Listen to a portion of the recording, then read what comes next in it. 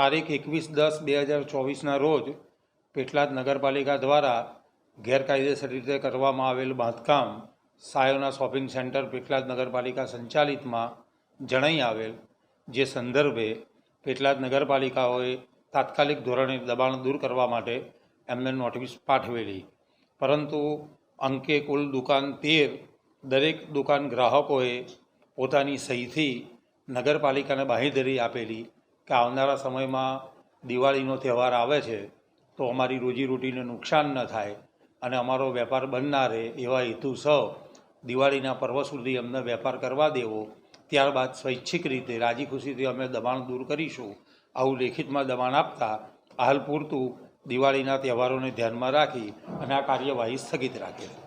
આગામી દિવસોમાં નહીં કાઢે તો નગરપાલિકા કાર્યવાહી કરશે.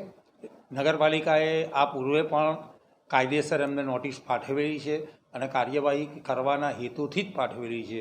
એટલે ચોક્કસપણે કાયદાકીય રીતે નિયમ અનુસાર જે કાર્યવાહી થવાની છે એ થવાની જ છે. નોટિસમાં પાઠવેલ સમયગાળો જે પૂર્ણ થઈ ગયો છે, શું કહેશો? એ સમયગાળો પૂર્ણ થયો એ સમયગાળા દરમિયાન જ એ લોકોએ રેમરાએ નગરપાલિકાના મહેરબાન ચીફ ઓફિસર સાહેબને એક અરજી આપેલી. એ અરજીના અનુસંધાને આવનારા સમયમાં એમની રોજીરોટીને નુકસાન ન થાય અને એમના વેપાર રોજગાર બંધ ન રહે એવા હેતુસર નગરપાલિકાએ 10 દિવસનું જે નોટિસની ટાઈમ મર્યાદા હતી એમાં થોડું દિવાળીના તહેવાર પૂરતું એક્સટેન્શન આપેલું.